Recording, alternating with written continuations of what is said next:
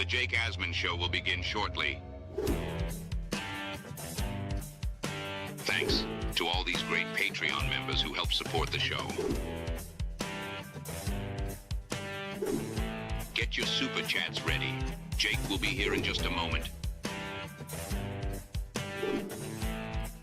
If you love the New York Jets, this is the place to be.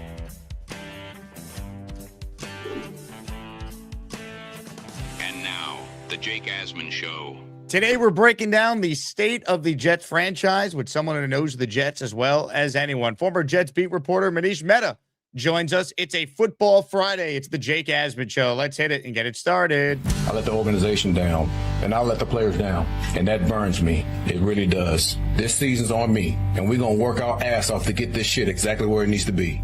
A new chapter for the Jets has started. Aaron Glenn and Darren Muji are tasked with shaping the future of this franchise. Will they be the ones to finally get it right? We will be here for every step of the journey on the Jake Asman Show, breaking down all the storylines, every game, and everything in between. Please subscribe and hit the like button below. Super chats, baby. Cut the line. The Jake Asman Show starts right now. Here we go, Jet fans. Welcome in, everybody. Hit the like button. Make sure you are subscribed to the channel. As always, we are presented by FanDuel Sportsbook. It is a Raffle Friday. End of this stream, we raffle away 3 signed Jets items, so make sure you enter. This is your last show to do it. Signed Nick Mangold jersey, signed Darnold Rivas jersey, and a signed jersey by each member of the New York Sack Exchange. And when you enter today, you also are entered in next week's raffle. That's why a 2-for-1 special today. Next week, a signed Namath jersey, signed Kenny O jersey, signed Testaverde jersey, and a signed Chad Pennington helmet. That's right. It is QB themed for next week's raffle. 2-for-1 available today for all the listeners of the show. With that, we say hello to someone who covered the Jets for many, many years for the New York Daily News. He's got a podcast out now called Between the Tackles, which you can listen to wherever you get your football podcast. Let's say hello to Manish Mehta, who joins us now. Manish, great to have you on the show today. What's going on? How you doing, Jake? Thanks for having me on. I love the intro. I thought that was very creative.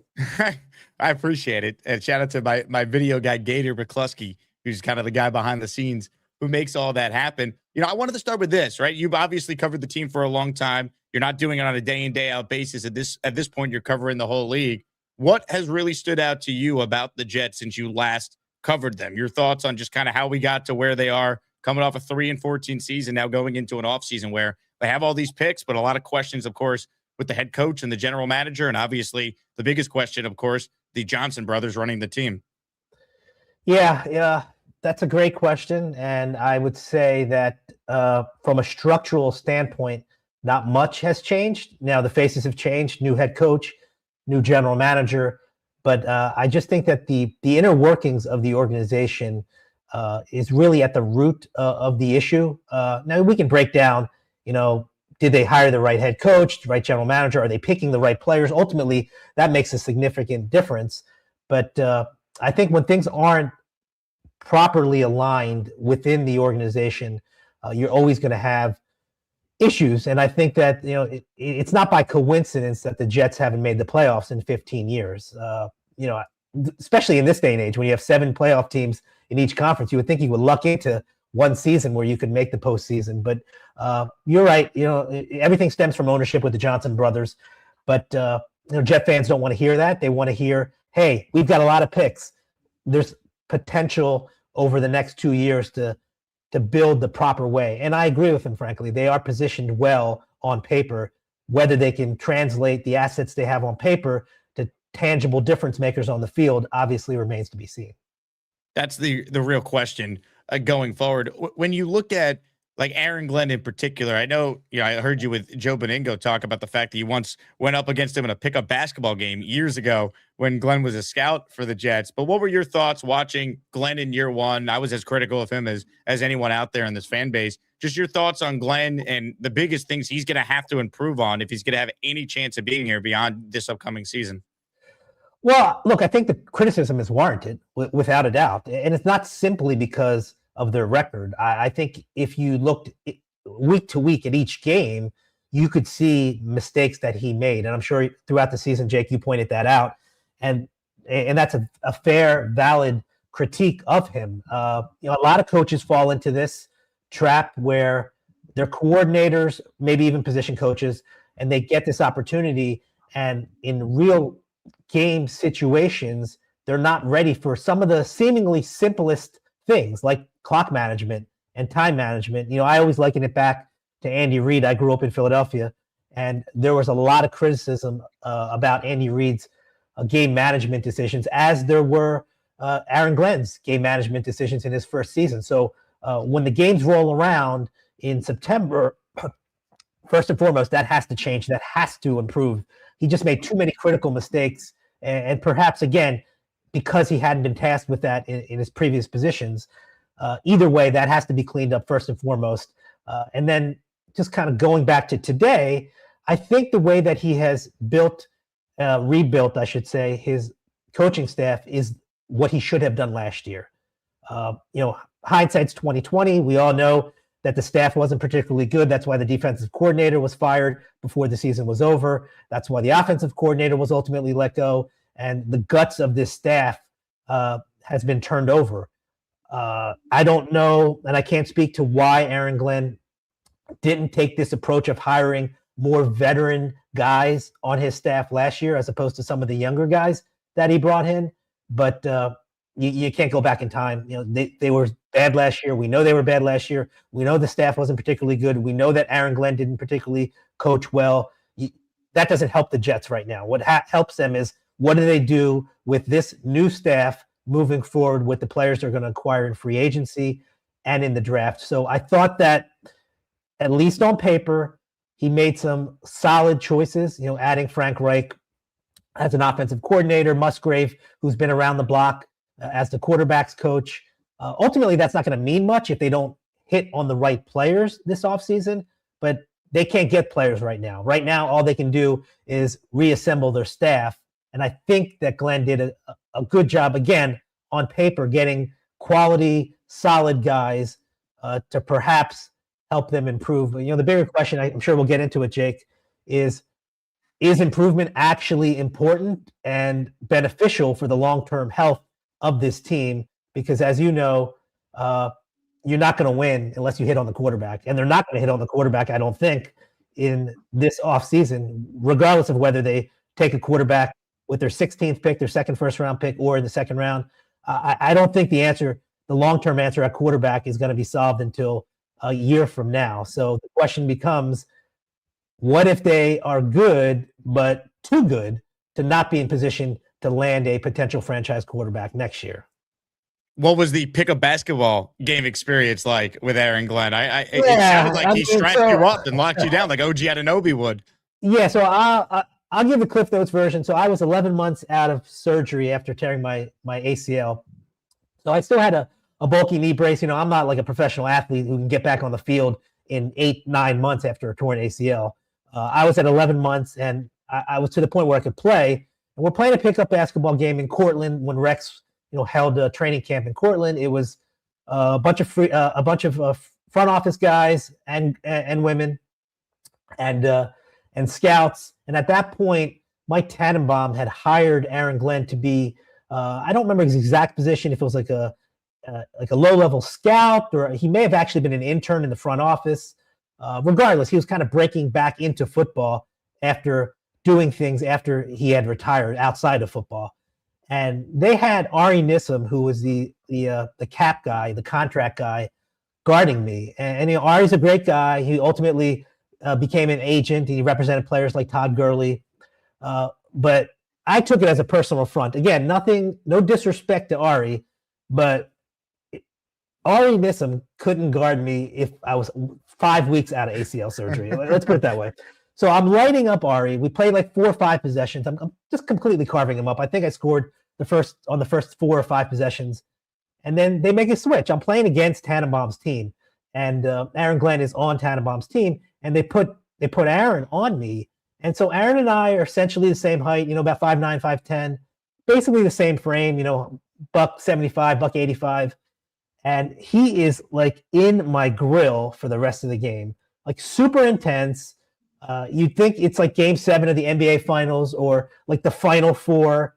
He is really intense. And this is, again, look, these are competitive people. Most of the people that were in the game other than myself, were college athletes.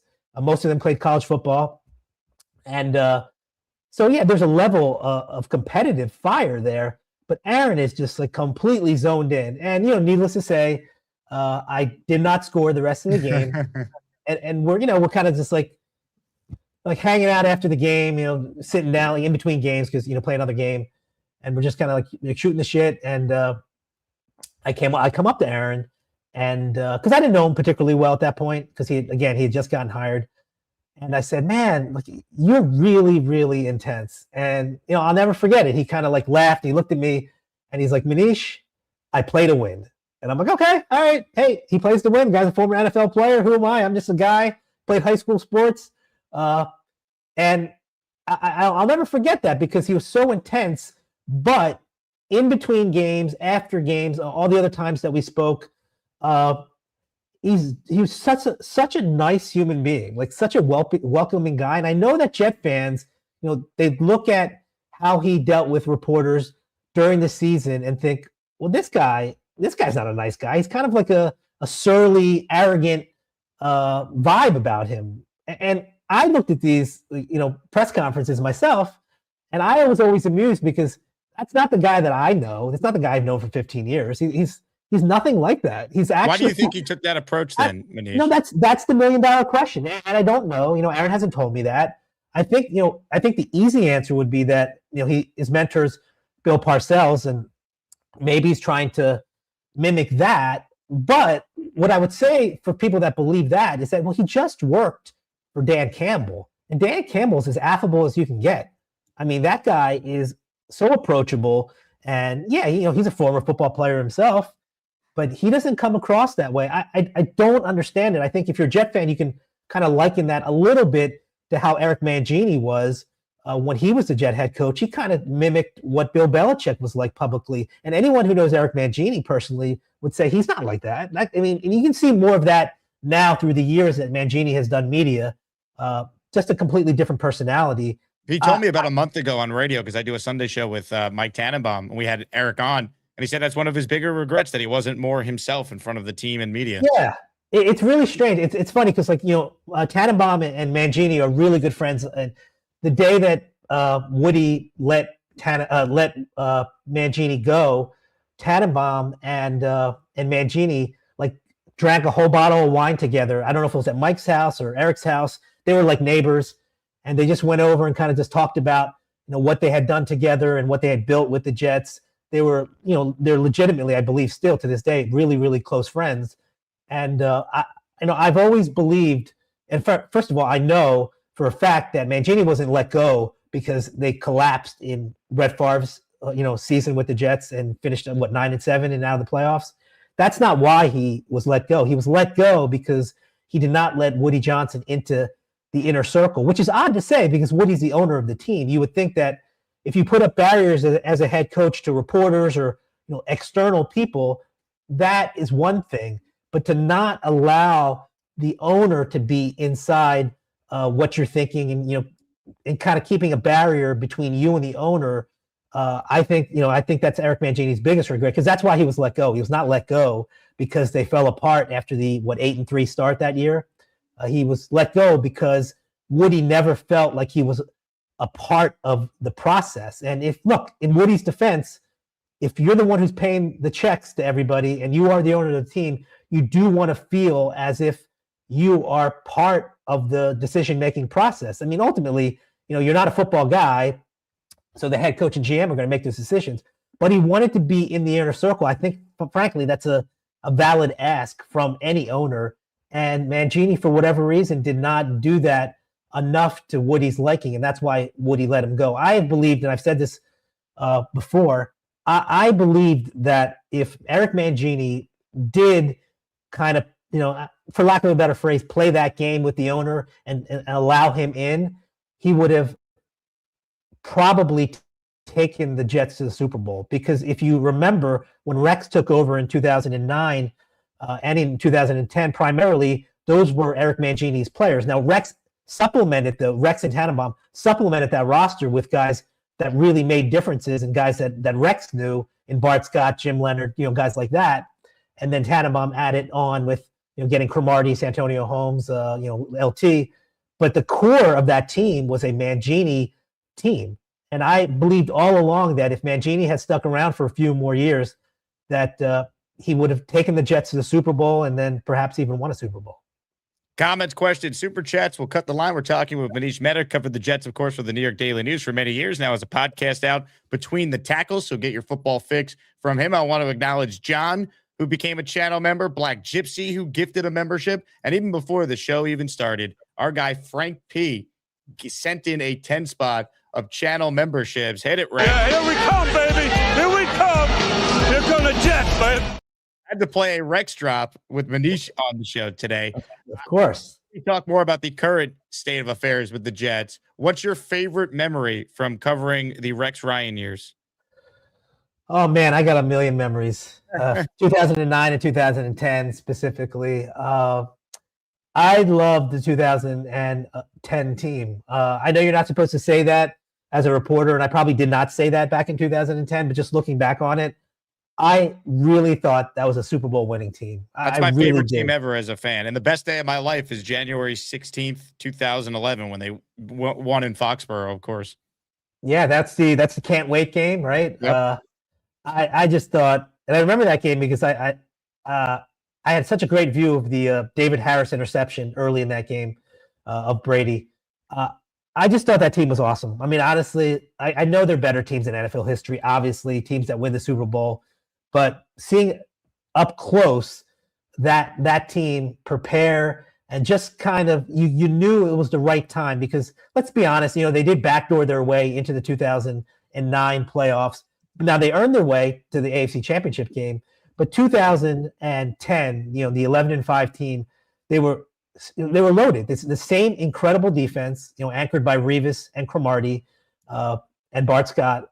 The same unbelievable offense, which frankly, I don't think Mike Tanenbaum gets enough credit for. He signed Alan Faneca, who wasn't as good as he was in 2009, but still, viable player, and Damian Woody in free agency a couple years before. I just thought those two guys, supplemented by Nick Mangold and DeBrickashaw Ferguson, were just an unbelievable team. They were just built so perfectly. It reminds me, frankly, of the early Legion of Boom teams that went to 2 Super Bowls and won one with Russell Wilson at quarterback. The makeup was almost exactly the same. A defensive-driven team, great offensive line with a great run game. Now, the Jets had Thomas Jones, Sean Green, LaDainian Tomlinson during those 2-year span instead of just one workhorse guy like Marshawn Lynch. But primarily, it was built in the exact same way, and Seattle came away with 1 Super Bowl, probably should have gotten 2 Super Bowls, and the Jets didn't even get to a Super Bowl. And to this day, I know that it irks Rex that they got off to such a slow start in Pittsburgh. Because if you remember that game, Jake, which I'm sure you do, they rallied in the second half, and it came down to one play, third down, a crossing route that Antonio Brown, who nobody knew who Antonio Brown was at the time. He was a rookie 6th-round pick. Yeah, exactly. And he was actually one of the picks that were involved in the Santonio Holmes trade that the Jets made with the Steelers. And it was a shallow crossing route. He beat David Harris, who obviously had challenges in coverage.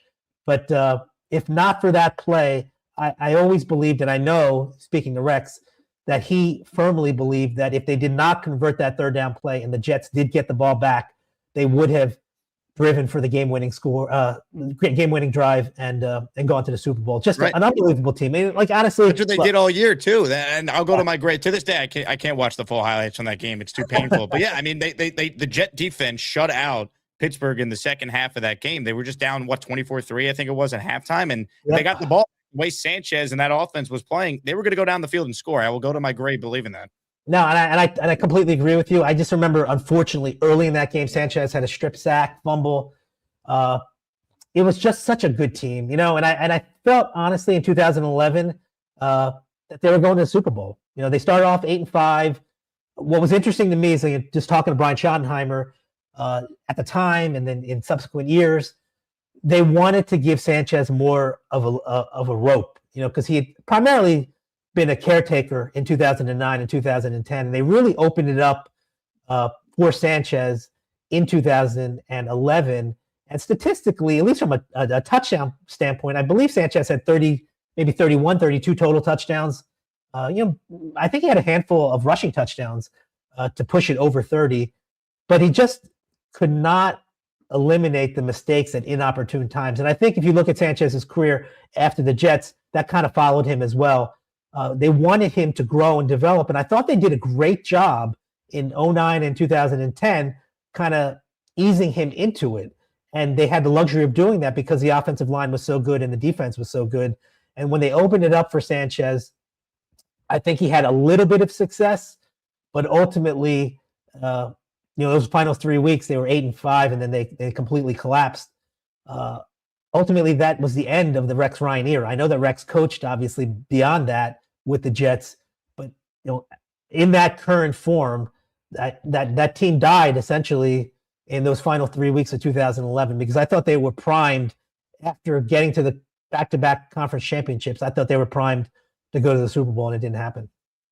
I got you sidetracked with the original question about Rex, but if you could just pick one or two stories that encapsulate your time covering Rex, because you and him had a very good relationship from what I remember. Yeah, what stood out? I have a great relationship with Rex. I talked to him earlier this week about something else. And I think one of the most misunderstood things about Rex and my relationship was that we weren't close, and we were actually very close. And I'll give you an example. So Sanchez is playing in the Snoopy Bowl, right? He's playing early in the game. They take him out, and then Sanchez is put back in the game behind third-string offensive linemen against the Giants in the preseason, the Snoopy Bowl. And then Sanchez gets hurt. It's a shoulder injury. It effectively ends his career as a New York Jet, which opens the door for their second-round pick rookie quarterback Geno Smith to take over that year. And I remember talking to Mark's dad in the bowels of MetLife Stadium before the game's over. And Mark's dad, former firefighter, great guy, just a solid, hardworking guy, rarely said anything critical of anybody. And so I come up to him and I'm like, well, what'd you think? The game's like ending. It's, a few minutes left in the game. We're in the tunnel. It's me and Mark's dad. I'm like, what'd you think? And he's like, I don't know. Why was Mark in the game? And then I said, that's a good question. I don't know why Mark's in the game. So his dad gets me all riled up, and anyone who knows Nick Sanchez, Mark's dad, knows that, again, he's a very even-keeled guy. He gets me all riled up. I'm like, you know what? You're right. This is an inexcusable decision by Rex to put him in put the starting quarterback in the fourth quarter behind, guys who are going to get cut in a couple weeks, all because of what? So he can win the Snoopy Trophy. So I tweeted, I think I was standing next to Mark's dad.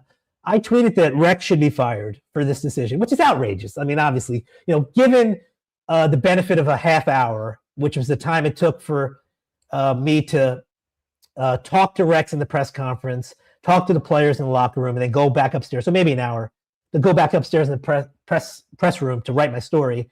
I wrote a column that it's a decision that should cost Rex his job at the end of the year if it doesn't work out with Geno. It was a much more measured opinion. Obviously, firing a head coach after a preseason game is nonsensical, and I let the emotions get the best of me. But in that press conference, I don't know if you remember, Jake, but I started asking Rex a question, and he misunderstood the question, and he said, well, I already answered it, and he started turning sideways. Do you remember that? It's on YouTube. Yeah. Right, okay, so that became like a viral thing. I don't even know if things were viral back in that time, but that became a big thing. And I remember Chris Christie kind of jumped on the bandwagon and ripped me. I was actually asking a question. Rex thought I was making a statement, and he turned sideways. And Rex is pissed, obviously.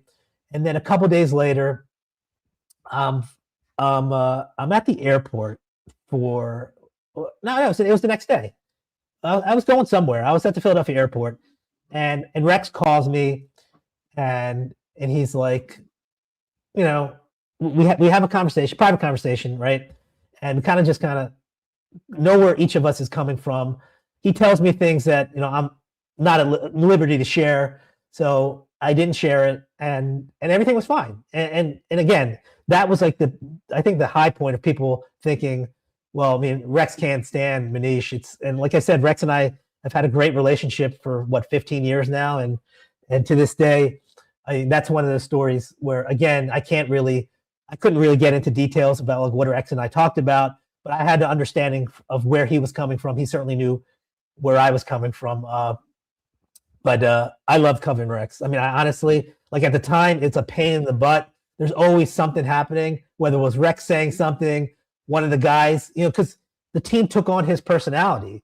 So they felt confident in saying whatever they wanted to say, whether it was Bart Scott, Braylon Edwards, a number of different guys, Santonio Holmes. I mean, Santonio and I have the most complicated relationship. We don't have a relationship now, but at the time, I could tell you, I mean, I got a great Santonio Holmes story, but I'm sorry, just thinking about it makes me laugh. But the Rex story with Sanchez playing in the preseason game is probably my favorite because, again, not many people really understood the dynamics of our relationship and how we kind of cleared the air the next day. We got to ask about the Santonio Holmes story now then. Santonio. Okay, so here's the thing. So Santonio is a mercurial guy, very difficult guy to kind of understand. He comes to the Jets. He misses the first 4 games with the Jets, stemming from an off-the-field incident in Pittsburgh, which I think was the last straw for Mike Tomlin, honestly, based on what I know. They were probably going to move on from him anyway, but he got into some kind of bar scuffle involving, I don't know, like a beer glass or something. Anyway, so Santonio comes in, he's got his guard up, right? He doesn't play the first 4 games as a Jet. He's suspended. And so he and I developed a really good relationship. He and I was really upfront with him, and this is how I am really with anybody, whether it's a player or a coach. I don't come to them with a microphone in my hand and a pencil and a pad and like want to quote them. I kind of want to get to know them. I want them, more importantly, to get to know me so they know where I'm coming from. And so we had a really good relationship his first year. And if you remember, Jake, he was awesome. He was like Mr. Clutch in his first year. Time. Yeah, it was a whole thing. Right. Yeah, that's how Rex came up with that term, right? Tone time. Every big play Sanchez needed down the stretch went to Santonio when he made some huge plays, and he was absolutely terrific. I mean, just an unbelievable season. By 2011, his relationship with Brian Schottenheimer soured. They did not like each other. I'm not sure that either one of them respected each other. I know that Santonio didn't respect Schottenheimer. I think Schottenheimer, is a terrific coach in terms of trying to be fair-minded, but there was a lot of angst between them. And if you remember in the last game of the 2011 season in Miami, Santonio was benched. He did not play. Rex actually was so into the game, he didn't even realize it until afterwards. And I remember, this is not the story, but this is the prelude to the story. In the locker room, Santonio and Brian Schottenheimer, the locker room in Miami, they kind of crossed paths with each other. They looked each other in the eye, didn't say a word. I thought Santonio was going to like jump on Schottenheimer and just like beat the crap out of him just by the look that these guys gave each other. They didn't do anything. They're professional enough to do that. And Santonio did not speak in Miami. He also did not speak on getaway day, the next day in the Jet locker room. The baggy day is what reporters call it. He was not available. And, the big story was, hey, he got benched. How does he feel? So that year, a couple months later, in Miami, I think Miami, I can't remember, somewhere in Florida, was the league meetings, the owners' meetings. Essentially is where the owners and general managers and their families gather. Reporters go down there. And Santonio was training at the Disney World complex in Orlando, about a couple hours away. So I spoke to my editor. I said, hey, look, Santonio has not spoken, since the end of the season. It's a big story. How would you feel about me, driving, taking the 2-hour or so drive after the owners meeting, going to Orlando and seeing him? And so my editor loved it. She's like, go ahead. I mean, I think it's a great idea. So I had reached out to Santonio's trainer, the guy who was training different NFL athletes, including Santonio, in Orlando, told him I was coming. He's like, all good. I had Santonio's number, I texted him, but he didn't respond. So I'm like, all right, you know what? I got the blessing from the trainer. I got the blessing from my editor. So I make the drive. I actually forgot my clothes. I left my clothes in Miami in the hotel. I had to get that shit back to my house in Becky's, whatever. So I had to buy new clothes. So anyway, I get to Orlando, and I get there before the players are there. There's probably a handful of NFL players, 6, 7 probably, NFL players who are training that day. Santonio comes up. He sees me. I'm talking to his trainer. He walks up to me, and he's like, Manish, what are you doing here? I said, I'm just here, kind of, I want to talk to you. We didn't get a chance to talk to you after the season. Would it be cool if I just kind of hung out with you while you're working out? He's like, yeah, just do me a favor. Don't tweet where I am. I don't want, anyone coming here, like, fans or, anyone. He just kind of wanted to work out in peace. Totally respect that. I said, that's all good. And so he's lifting weights. I'm in the other room. So they lift weights first before they do field work. He's lifting weights. I'm in the other room, and I hear him talking to another NFL player, like basically ripping me, just like killing me, like left and right. I'm like, I just saw the guy like 5 minutes ago. He's acting like my best friend, and now he's killing me. And so I'm like, well, I'm here. So he gave me the blessing to be there. I watched him work out and train for like 2 hours. And then when he's done, he gathers his stuff. There's a bunch of football fields and soccer fields to the players' parking lot, where the cars are. And so I'm walking with him thinking, look, I'm going to get an interview with this guy. I watched him train. I'm like 10 feet away from him for essentially 2 hours. And he's like, well, I don't want to talk.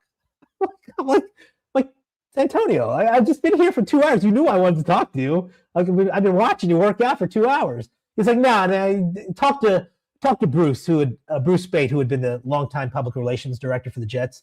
He's like, I'll talk when we have to go back to OTAs. I'm like, come on, man. I was like, can we just talk for a couple minutes? Keep in mind, we're now walking to the car, and we walk like across a football field, essentially. We get to his car. It's me, him, standing in front of his car, and we're talking. He tells me some things. I'm like, all right, well, can we kind of talk a little bit more specifically about your relationship with Brian Schottenheimer? Do you want to still be with the Jets? Things of that nature. And he looks at me, and he looks at me, has this big smile on his face. He taps his chest, and he puts his arms out wide, and he's like, I'm Santonio Holmes. The media don't make me, and the media don't break me. And that's it. And then he got in his car, and it was like that character in Jerry Maguire, the Cuba Gooding Jr. character. It was so like weird and funny. I thought it was weird and funny. And then he drove off. And so I called my editor, and she's like, and I can explain what happened. And she's like, okay, well, he said all that stuff is all on the record, so you can quote him, whatever he told you. And what I just said to you was what I quoted him. And then I went back to the training facility, and I talked to a bunch of guys who were still there working out. And one of the guys who was on the Steelers, or maybe he's on the Cardinals at the time, former NFL player, says to me, yeah, Santonio doesn't care about Tebow, because I think they signed Tebow at that point. He's like, he doesn't care if Tebow's a quarterback. He doesn't care if Sanchez is a quarterback. He just wants the ball. He doesn't really care either way. So I wrote an entire story, and I said that Santonio was really the face of the dysfunction for the team, and quoted him and quoted this other NFL player and his trainer. It was the back page of the Daily News. And I saw Santonio about a month and a half later, or whenever OTAs began. And I came up to him. He's like, I'm not going to talk to you. And I said, why? He's like, you said I was a dysfunctional player. And I started laughing. And I said, I never said you were a dysfunctional player. I said, you're a great player, but you're the face of the team's dysfunction. And then he said some things. He said some things to me. Needless to say, my relationship with him was over at that point. And he did not only did he not talk to me, he didn't talk to anybody other than group sessions in which he was, he had to, other than, unless he wanted to get fined. But again, for like a year and a half, I had a great relationship with the guy. I really liked the guy. I thought he was misunderstood in a lot of different ways. And, I think that, I know that Mark Sanchez really liked him. I know that he liked Sanchez.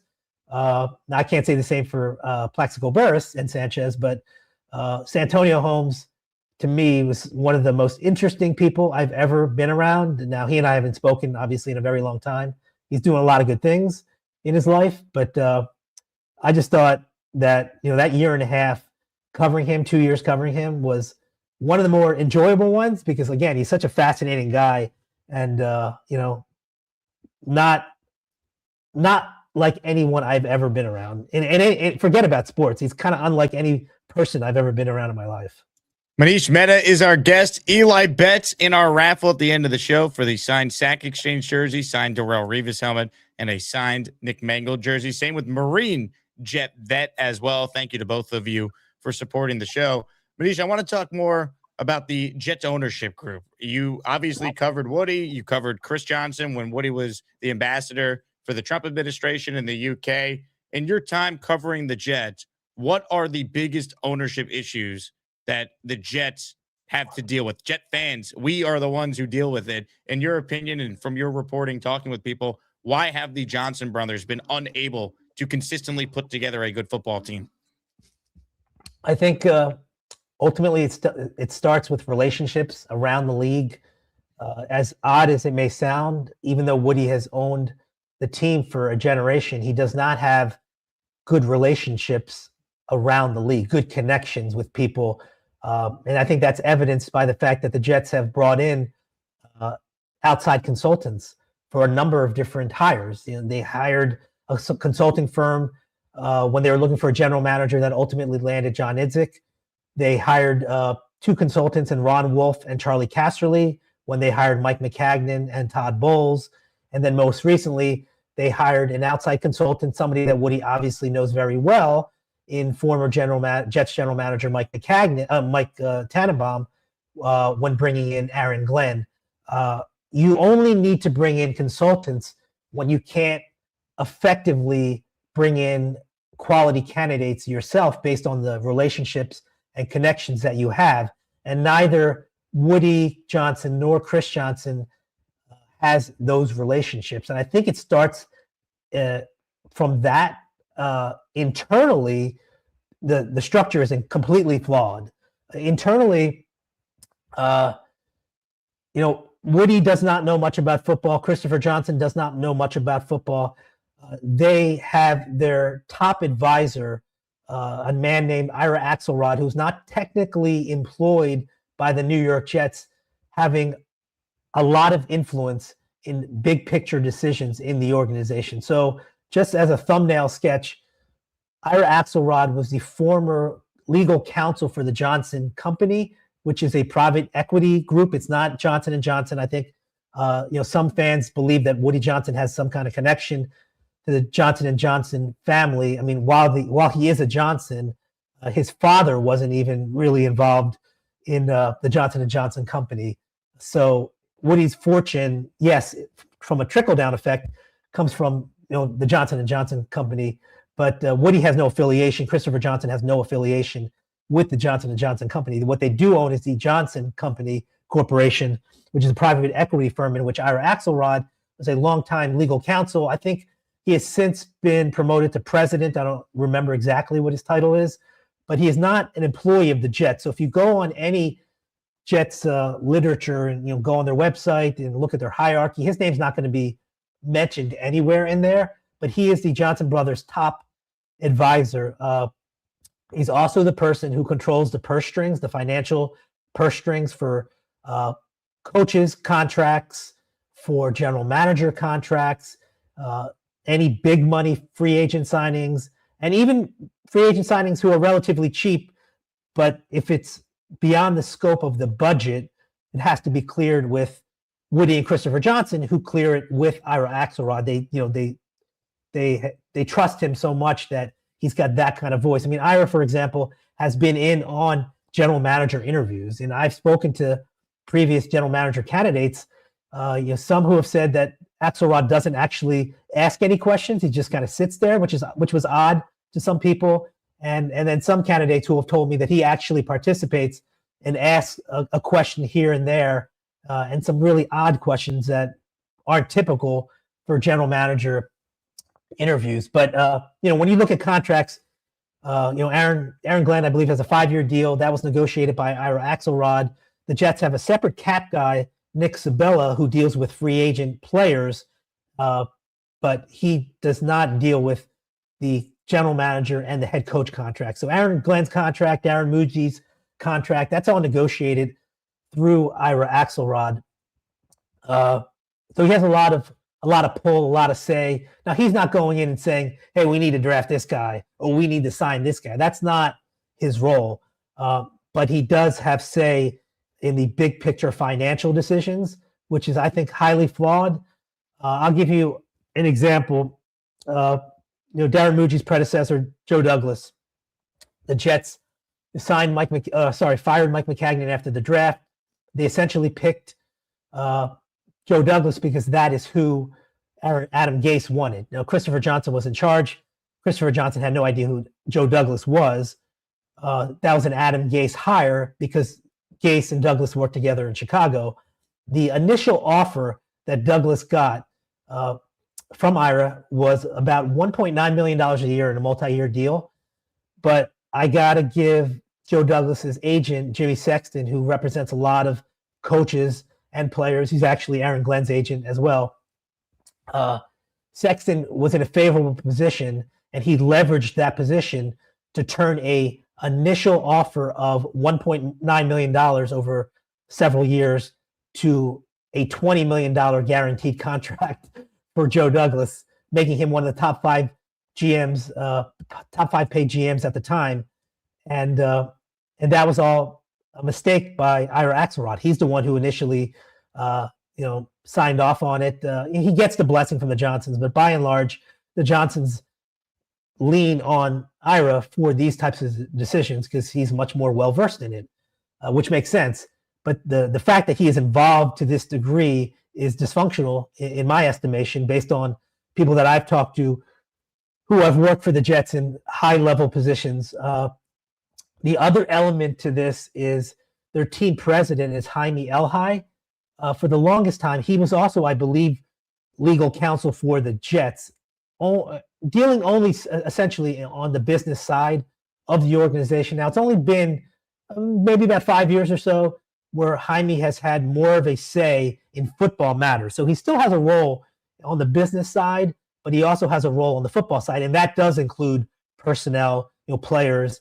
I don't think that that's a smart structure for a number of different reasons. So I do think that the inner circle of the higher ups in the Jet organization, that's the 2 Johnson brothers, the team president, and their top consultant. I really do think they are the crux of the issue. Unfortunately for Jet fans, that's never going to change unless Woody Johnson, who's the majority owner, sells, and I would not anticipate that happening because he makes a ton of money regardless of what happens on the field. And barring something off the field, I wouldn't anticipate the Johnsons selling. So I think this structure is going to be in place for the foreseeable future. And that really, again, is the root of the problem. Now, we can talk about they hired the wrong guy, they signed the wrong player. Those are all fun conversations to have, and I think important conversations to have, but ultimately nothing substantial will change unless this power dynamic high in the organization changes, and I don't see that happening. So what can be done? Because ultimately, when Woody Johnson first bought the team from 2000 to 2016, they never had back-to-back losing seasons. They also obviously made the playoffs 6 times out of Woody's first 10 seasons. The Rex years, they were in the championship game 2 straight years. So we actually have seen like some competency with Woody owning the team. Now it's been forever since 15-year playoff drought and counting, but Glenn wasn't fired after a year. Muji is still here. Like the Jets a year from now, if they don't figure it out, they got the 3 first-round picks and cap space. Like from the outside looking in, well, it's an attractive job. You have a path maybe to one of the top quarterbacks, but Woody's still going to own the team at that point. So, like, what can the Jet fan truly hope and point to give us something that it actually could get better and the team won't be bad forever? Yeah, that's an awesome question. My simple answer is you need a generational player at the quarterback position. I mean, that's really what it is. Woody Johnson, Christopher Johnson, they're not respected among the owners that I talk to. I don't talk to the other 31 owners. I'm not going to profess to that. but there are a handful of owners who I have good relationships with who have repeatedly told me that the Johnson brothers are not respected, and I think there's a trickle down effect. Just take it one notch lower about players, and people say, well, no one's going to come and play for the Jets. I don't think anyone with options would play for the Jets if the money were comparable. So the Jets have to pay a little bit more, and some players don't have a lot of options. And if they're getting a significant amount more than another team is offering, then they're going to go to the Jets. For coaches, I think it's a much more impactful reality. I see a lot of people recently saying, well, Darren Muji was college roommates with Kevin O'Connell. And if things go south for whatever reason after the 2026 season in Minnesota, that Kevin O'Connell would run to the New York Jets and be the head coach because he's pals with Darren Muji. It's not going to happen. It's not going to happen because Kevin O'Connell has other options. And if you're a coveted candidate who has other options, you're not going to choose the New York Jets for a number of reasons. And Woody and Christopher Johnson are at the top of that. And that's just a reality. Maybe the coaches don't know. I mean, Kevin has a better idea because he played with the Jets. He understands a little bit of the inner workings of the organization. Not a lot, but a little. But even if you don't know anything about the Jets, every coach is represented by an agent. And the agents know. The agents are fully aware of what organizations are dysfunctional, what organizations that they wouldn't send their coveted head coaching prospect to, and what organizations they would love to go to for a lot of different reasons. So this isn't new. What I'm saying is not new to people in the know across the NFL. So that's why you look at Aaron Glenn. So look, I admittedly have a bias with Aaron Glenn, as we talked about, known for a long time. But it's not as if Aaron Glenn was a highly coveted head coach who had 3 or 4 options and he chose the Jets. Glenn's also a little bit of an outlier because he played in New York as a starter and had a lot of success. But I think if you look at a coveted candidate, he's never going to choose the Jets. I don't want to say never, but he's in all likelihood not going to choose the Jets because there's always going to be 1, 2, 3 other choices that make more sense from an ownership standpoint, from a stability standpoint, and frankly, from a reputation standpoint. I think all those things, factor in. So the only thing that could potentially draw one of these highly coveted people to join your team is if you have a dynamic young quarterback. If you've got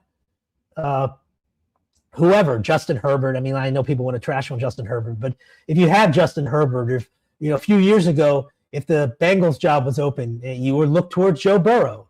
A couple years ago, if the Bills job came open, you'd look toward Josh Allen. If you have an unbelievably talented, bright, young prospect at quarterback, that potentially could move the needle. But short of that, it's not realistic. And I understand it's frustrating, I should say, for Jet fans to hear something like that. But just look at who has been the head coach the last 3 or 4 times around. How many of those guys had a lot of options? I would say very few of them. But it's interesting to me because when they hired Robert Saleh, he was perceived to be the top candidate of that cycle. Bowles was highly regarded coming off a year where he was the assistant coach of the year under Bruce Arians. So, Gase never should have been hired in the first place. We could go down that path if we want. I wanted Mike McCarthy that year. They obviously didn't hire him, but they've had opportunities to do the right thing and they keep getting these hires wrong. I don't think James Dolan with the Knicks just became a good owner. I think he finally hired Leon Rose and Tom Thibodeau. And I don't think the Pagulas are great owners. I think they kind of lucked into it with Josh Allen. They got it right with Bean and McDermott for all those years. So I think it truly comes down to a little luck involved for sure on who they end up hiring. And was Dave Canales taking over a great situation in Carolina? No, the owner Tepper's terrible, but by year 2, they're in the playoffs. So it could be done if you actually get the right people in charge. Yeah, you're right. It definitely can be done if you hit on the people who can identify the players. Now, what I say, just digging a little bit deeper, is that the Jets do have a weird dynamic where there's some years where they're just not going to spend money. And I know it's been frustrating for former general managers where they think they're coming in hitting the ground running, and they're just not allowed to spend. And that's a Jet specific issue. That's a Jet specific problem. But I do agree with you completely that. Is that one of your IRA though when that happens? Like how involved is Axelrod in pulling the spending on Douglas or McCagnon or now Muji? Yeah, these GMs that want to spend money. Yeah, he's the number one person that controls all that. So he is the reason. Axelrod. Yes, he's the reason. I think that that has been a barrier to former GMs who have told me that, and who I knew through other channels. Yeah, it's a problem. It's a significant problem.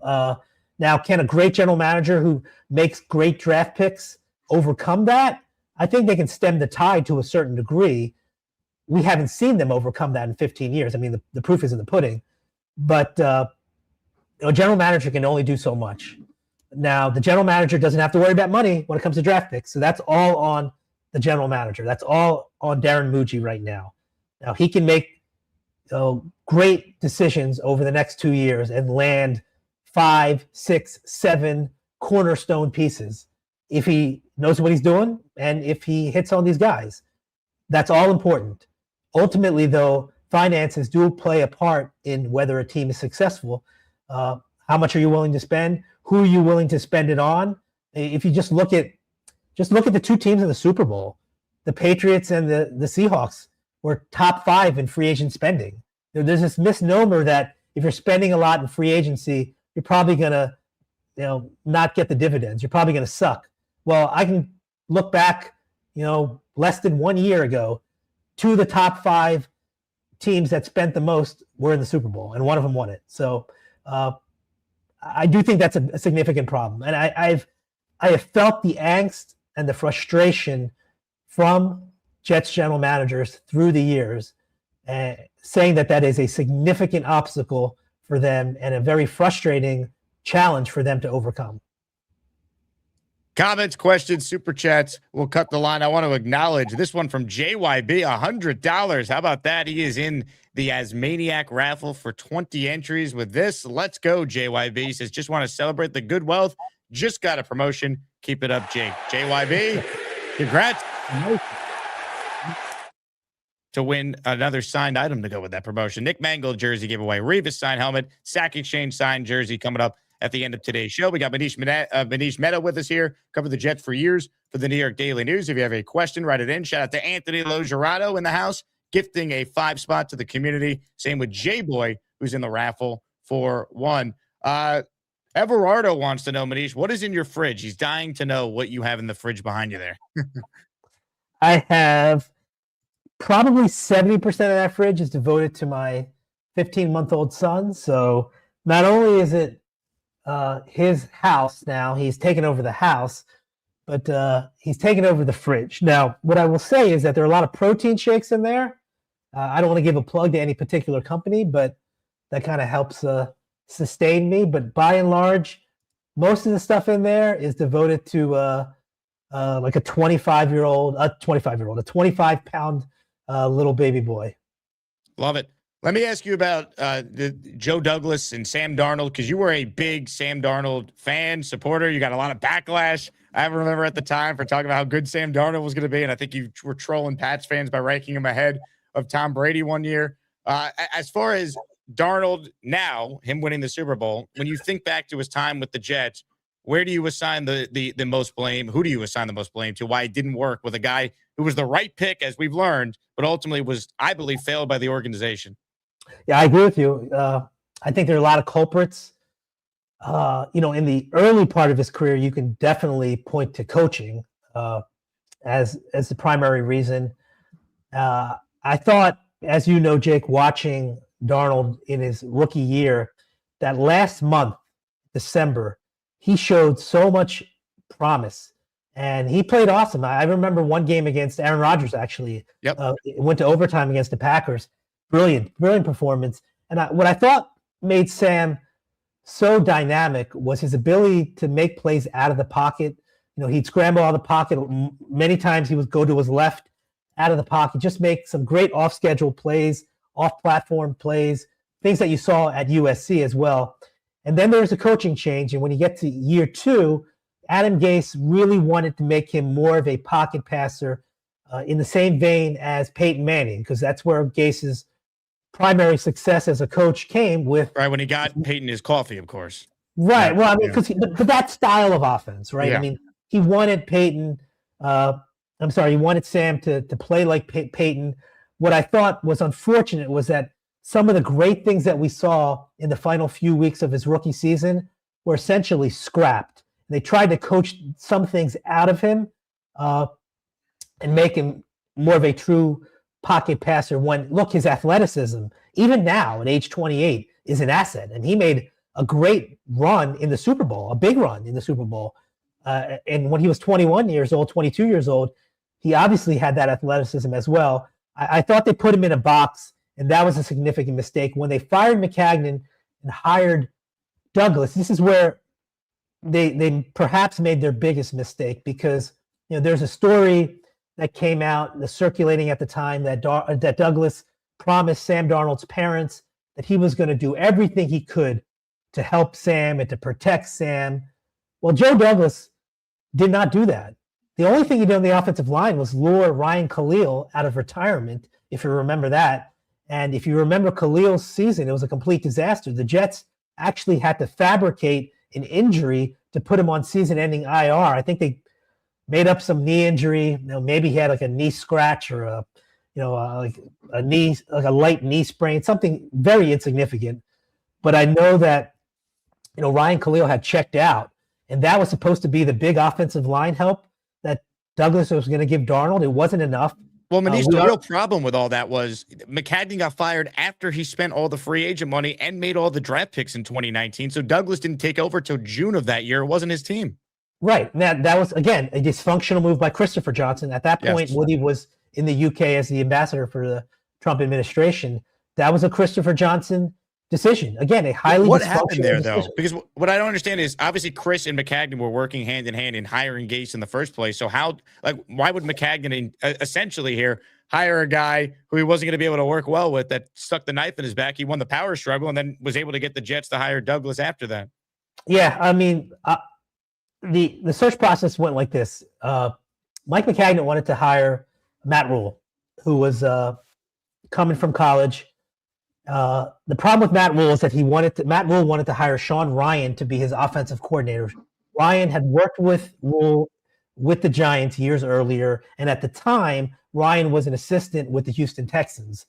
Maccagnan did not want to hire Sean Ryan to be Sam Darnold's offensive coordinator, to be any young quarterback's offensive coordinator, because he felt that, and he wasn't alone in his thinking. The front office in general shared this belief that they thought that Matt Rule would learn after 1 year that Sean Ryan was not capable of being an offensive coordinator, and then they would have to fire him, have a second offensive coordinator for Sam Darnold. So they did not want to really slow down Darnold's growth by going down that route. Matt Rule's position, as I was told, was that, look, this might be my only chance to be a head coach. If I'm going to be a head coach, I want to hire the people that I trust the most, and Sean Ryan fits that bill to be the offensive coordinator. So they never got on the same page with the offensive coordinator. That's why Matt Rule was ruled out. There are other voices in the front office who wanted to hire Todd Monken, thought he would be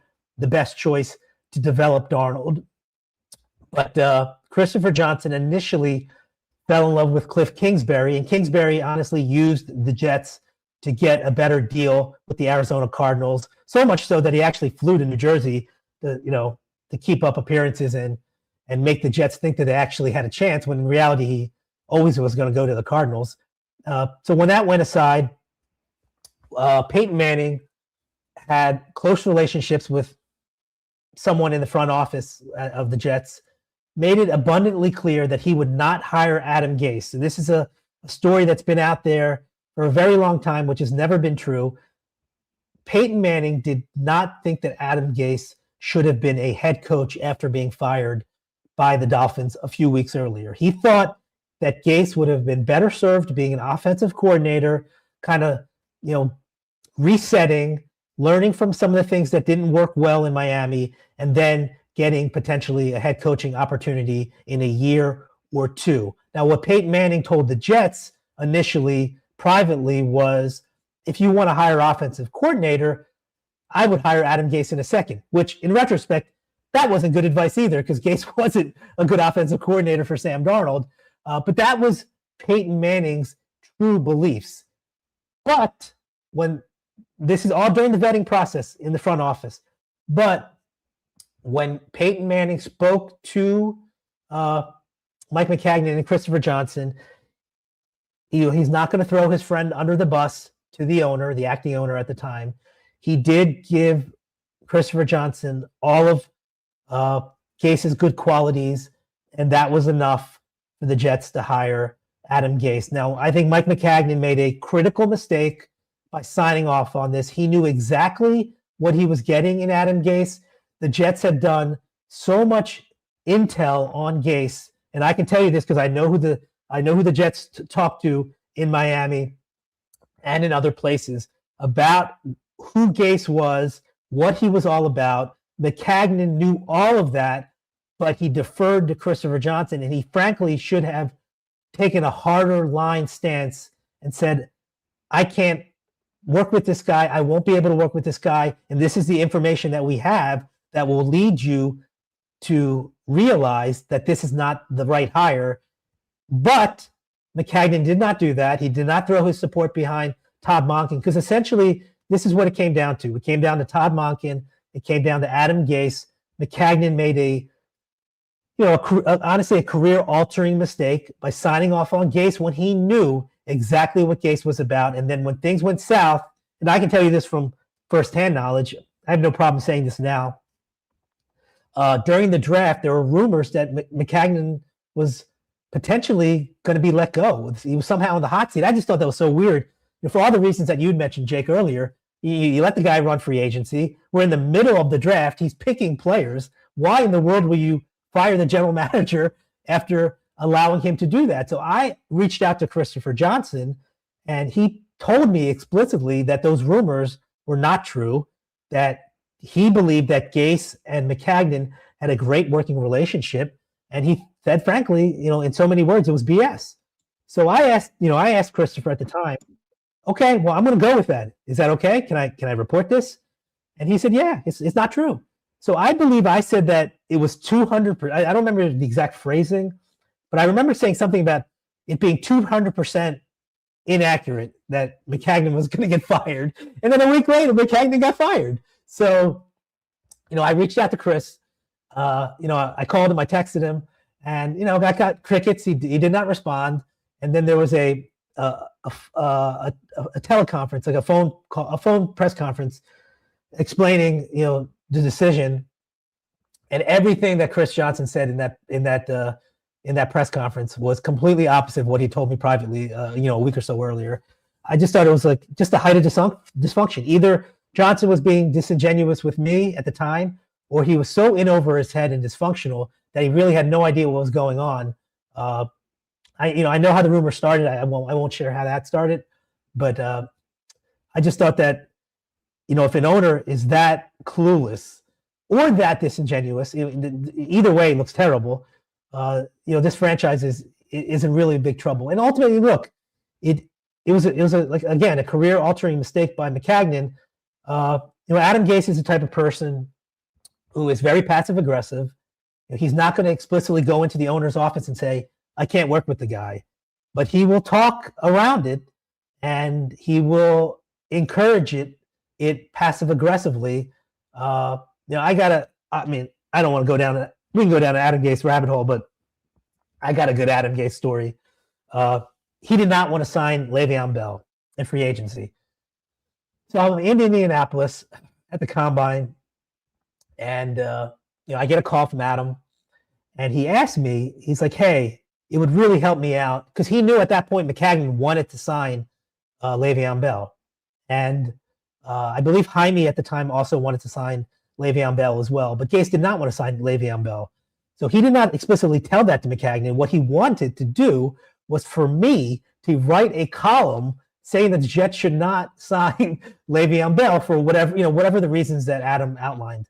So I said to him, I'm not going to do that because most importantly, I don't believe that. In fact, I believe in November of that year, toward the end of the regular season, maybe December, but in the November-December timeframe, I actually wrote a column that the Jets should sign Le'Veon Bell because that's what I believed. And I told Gase, I was like, look, man, if I don't think that you guys should sign Le'Veon Bell, then I'm going to write it. Not because you're asking me to write it. That's not how I operate. I operate on what I actually think. But unfortunately for you, a few months earlier, I wrote a column that they should sign Le'Veon Bell. And to that day, in that that time in February where the combine was, I still believe that they should sign Le'Veon Bell. So I'm like, I'm not gonna be a mouthpiece for you to passive aggressively tell the owner that you shouldn't sign Bell. If you don't think you should sign Le'Veon Bell, you tell Christopher Johnson, I don't want Le'Veon Bell. You tell Mike McCagnon, I don't want Le'Veon Bell. But he didn't do that because that's not how he operates. And just like he didn't tell Christopher Johnson we should fire Mike McCagnon, but he talked his way around it because he knew that McCagnon was going to not be somebody that he was going to be able to work with for whatever reason. And that's why ultimately, that led to McCagnon getting fired and then Gase essentially handpicking Joe Douglas. Your relationship with Gase, it's fascinating to me because when he was first hired, Manish, I mean, you had that tweet. Rejoice, Jet fans. Your team got it right. Adam Gase is a smart hire who will take Sam Darnold to the next level, a bright offensive mind, a terrific leader. He obviously trusted you enough at that point to call you before free agency that year when they ended up signing Le'Veon Bell anyway. So what happened? What did you miss on Gase essentially? Because when he was hired, I lost my mind, as did most Jet fans, thinking he was a terrible hire, and we all were right. You were. Oh my God, Joe! I remember speaking of Joe Beningo. Oh God, he killed me over that. Yeah, that's one of those you got to take the L. So I met Adam for the first time at the Super Bowl when he was the offensive coordinator in New York, MetLife Stadium. The Legion of Boom, Seattle Seahawks destroyed Denver that year. Adam was the offensive coordinator. That's when I first met him. And then we subsequently, met and talked at owners' meetings, league meetings throughout the years. So I had, I knew him to a certain degree. I never worked with him, of course. I knew people that worked with him in Miami. And after he was fired, I spoke to them and I said, look, I'm going to be honest with you. I know Adam, so I have a perception of him. But again, I know him on a very surface level. Seems nice enough guy. There's plenty of guys across the league that I don't cover that I know on a very surface level. On a surface level. I didn't work with the guy. I didn't cover him, so I don't know the details. But the guys that I spoke with in Miami, specifically coaches that worked with him in Miami, painted a picture that led me to believe that he's a really smart guy. He would be good for Darnold, and he has a great work ethic. So I think I portrayed that in the story. They announced that he got the job, or the news was broken by somebody in the afternoon, I believe. I want to say it was mid-afternoon. I could be wrong. But I remember in the morning that the news broke that he was the Jets head coach. So he had not been, at that point, at the point that I'm discussing, the news did not leak out that he had been hired. He had just interviewed. I get a call from him. I remember I was in my home office. I get a call from him in the morning. He had read the story, not that story. I may have written another story about him. He read a story. He read the story and he called me. He's like, wow, it's almost like I wrote this story, that you wrote about me. And I said, look, Adam, I talked to people. I didn't tell him. Obviously, I don't share my sources like that. I said, I talked to people that you've worked with, and this is like the picture that they painted. So, I hope it works out for you. And that was the extent of it. Now, what I would say is that I reported this story probably within 2 to 3 days. So it was kind of quick, it's a quick turnaround because you don't know when these announcements are going to happen, when the team's going to make a decision. What I subsequently found out after he got to the Jets, and he didn't like me because of it, which is okay. Like my job, as I said to every coach I've covered, every general manager I've covered, like there's going to be times I'm going to report stuff. You're going to be pissed. You're going to say, you're going to curse me out. That's fine. If I report something that's not accurate, that's not true, then you got to tell me, because I will set the record straight. But invariably, it's never, no, what you reported is untrue. It's always, no, you reported, what you reported is true. I'm just pissed off that you reported it, or I'm pissed off that somebody told you about it, because it doesn't paint me in a favorable light. What I subsequently learned after he became the Jets head coach was kind of how he was operating. And then even after Maccagnan was fired, there were coaches on that staff and players who did not have any respect for him, because the way that he operated was very odd. Because I've covered so many coaches through the years, head coaches through the years. He's not a very inclusive person. Now, he's a hardworking guy, but he likes to go into his own silo. So, for example, look, he's an offensive-minded guy, right? He would tell the defensive coaches, okay, so he'd huddle up on Monday, or, Monday afternoon, Monday evening, and then he wouldn't really talk to anybody else until Friday. So there's no real conversation during the course of the week, no like collaboration. It was almost like, think of your ideas and we'll huddle up back on Friday. So kind of just go into your little cave, think about how you want to attack the team, what your thoughts are, and then we'll huddle up at the end of the week. Now, obviously there's conversations during practice, but it was very limited. And I think that it really rubbed a lot of people the wrong way, not just the other coaches on the staff, but other players. I mean, there was one conversation that Gase had with the defense, which was really insulting, frankly, to the offense. He told the defense, you guys have to score this week because we're not going to be able to score offensively. And this is supposedly an offensive-minded head coach. He had no faith in his offense. He threw his offense under the bus to the entire defense, to the point where in this one particular meeting, when he left, the defensive players were incensed. They had no faith in this guy to be a leader. They thought, what kind of coach would throw the offensive side under the bus and say, hey, defense, you have to score because we're not going to be able to score? That's almost word for word what Adam Gase said in this one particular meeting. And I think really that was just the straw that broke the camel's back. There was just a lack of respect in the organization from the coaches to the players. He just didn't command the respect. And, hopefully, look, he's with the Chargers now, reportedly, right? Hopefully he's learned from it. A long time has passed. Everybody can learn and everybody can grow. I'm just speaking about this moment in time years ago. He just was not somebody who inspired confidence. And again, I didn't know any of this stuff when I reported it in Miami, because I didn't get that kind of feedback from people in Miami. How about Joe Douglas now, right? What happened at the end of your time with the Daily News? Set the record straight for everyone out there who hasn't heard from you in years, and maybe is like, wow, Manish, I'm seeing it in the comments. Manish Mehta is on the show. What can you say about what happened with you, Joe Douglas, and the Jets at the end of your time with the Daily News? Yeah, I mean, what I'll say about Joe is that after Joe was no longer with the Jets, he and I had a 30-minute discussion about certain things that happened, and he apologized about things that he felt were out of his control.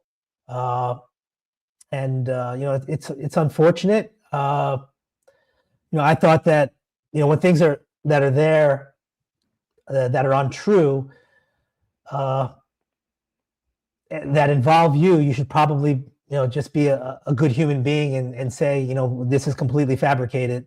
But he chose not to do that, and that's fine. I mean, I can't go back in time. He did apologize and said that he was used by others to get what the others wanted. And, I'm at the point in my life where, I'm really happy with my family. I'm really happy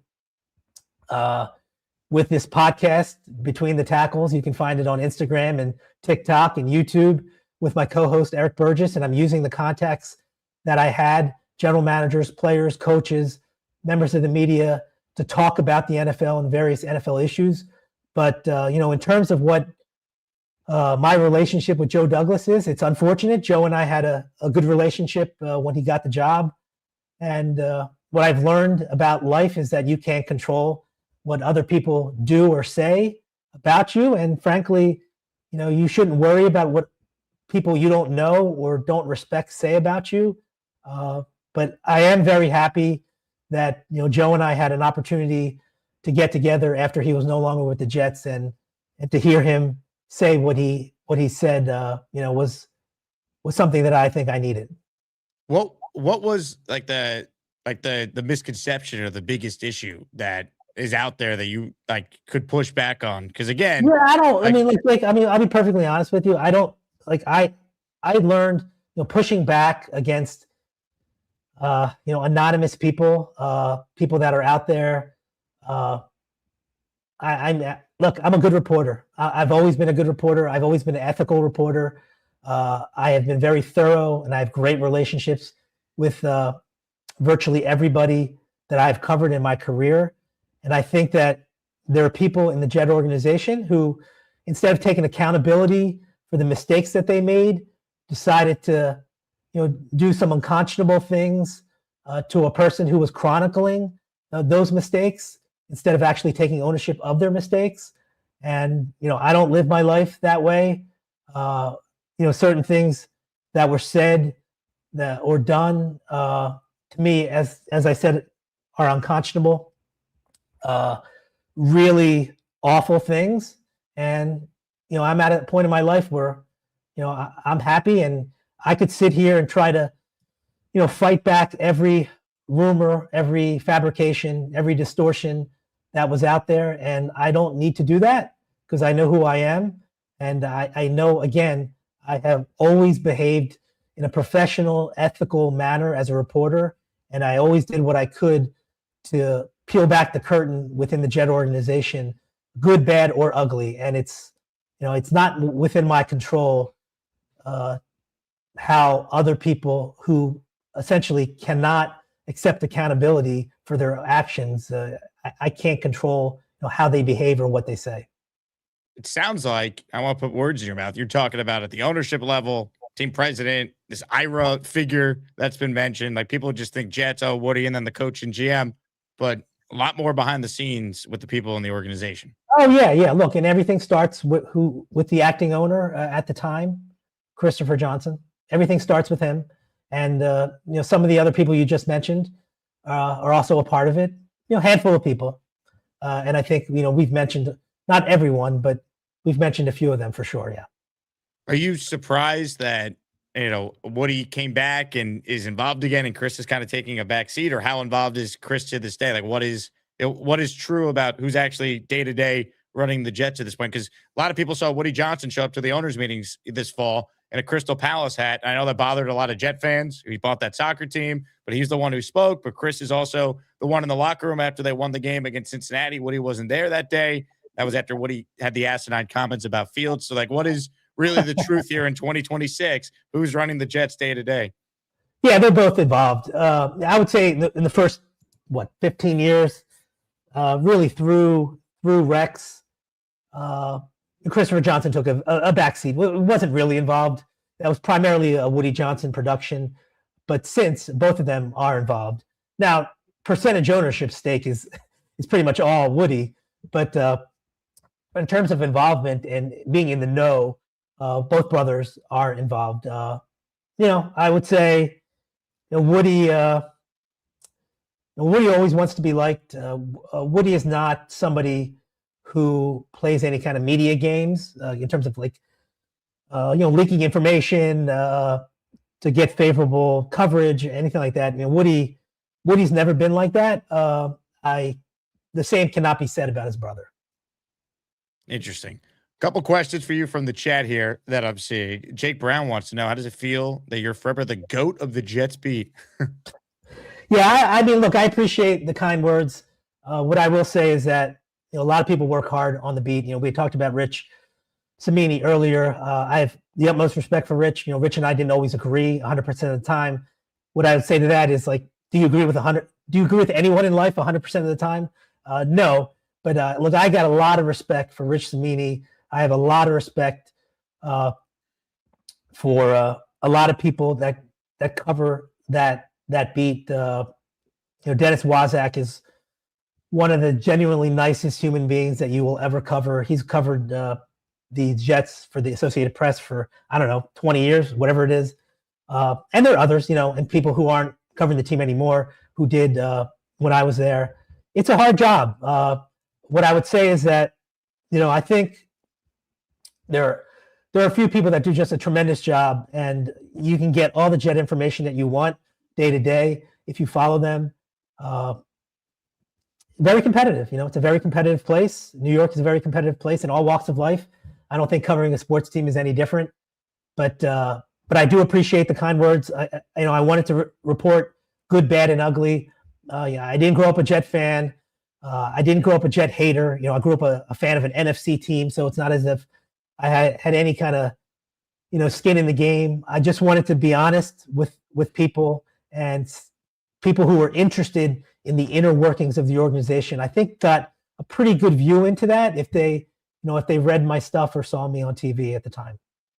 I believe your last season was the 2020 year, right? So from 2021 to now, are you surprised it has remained this bad? It feels like now it is as worse as it's ever been. And I talk to Jet fans for 4 hours a day on this channel.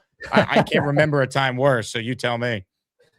Yeah, it's pretty dark. It's pretty dark. I mean, without getting into too many details, I knew Robert Saleh very well.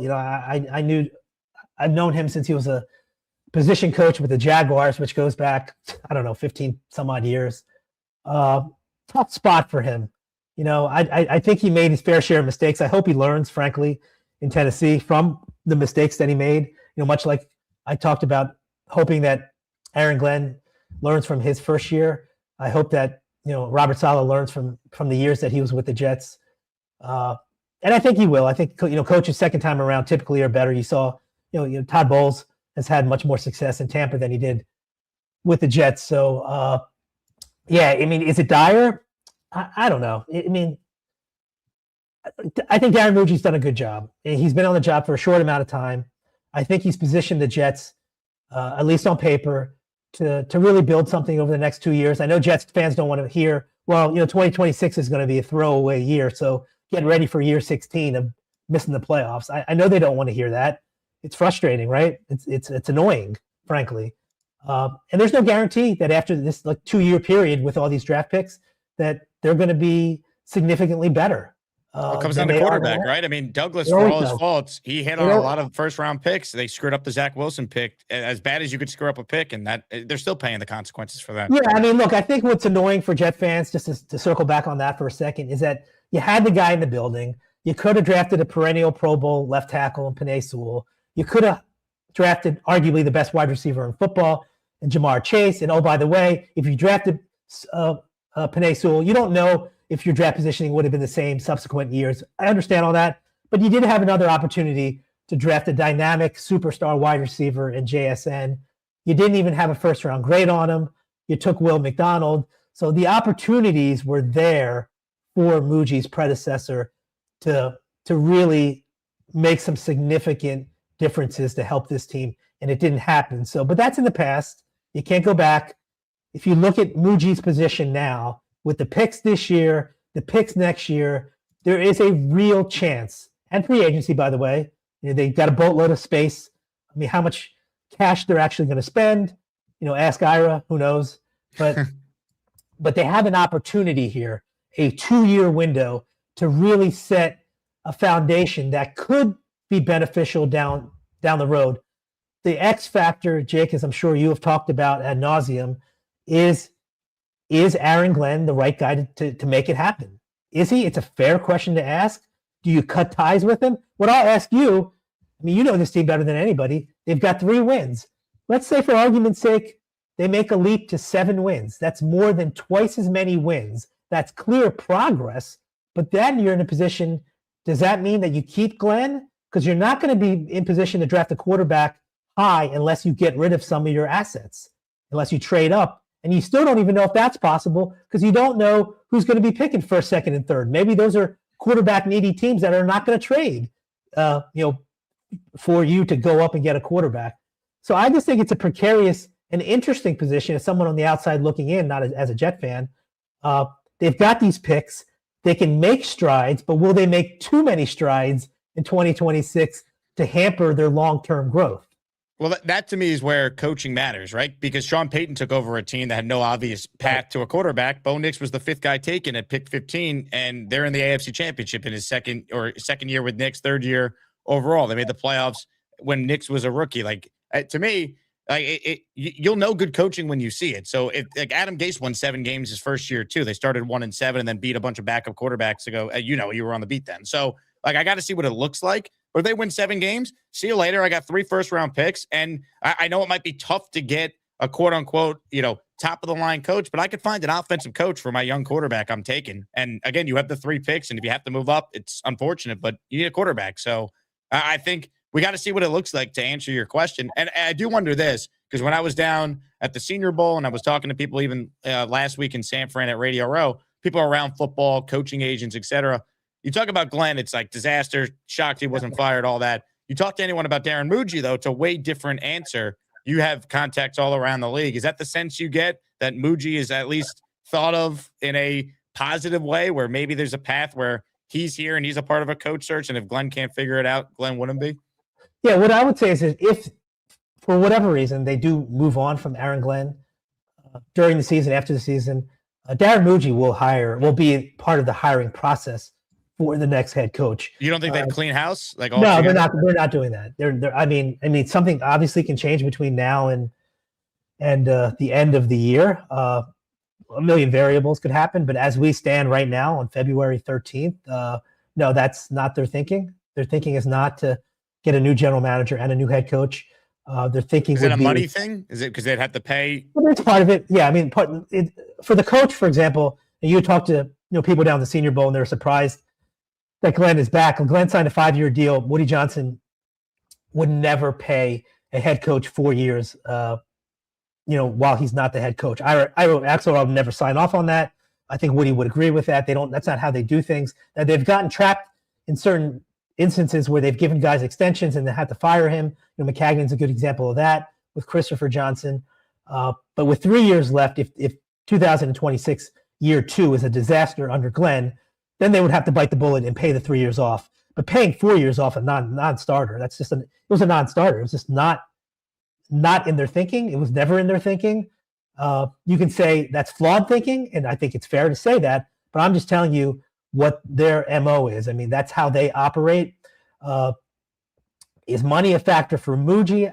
I don't think money is a factor as much as moving off the GM and the head coach after 2 years. Now, they did move off a GM after 2 years in John Idzik, but that was a whole different story. Wouldn't they learn from the McCagnon debacle of not having, and even firing Tanenbaum and retaining Rex, like keep guys on the same timeline potentially? Look, if Muji does a good job, I'm open to it. But I think if you actually want to make your job attractive for the next head coach, my thought process would be, if you're going after a Mike Tomlin or Sean McDermott or Shane Steichen or KOC, whoever, and they're actually interested because you have a path to a quarterback, you have all the cap space, which they would have again next year.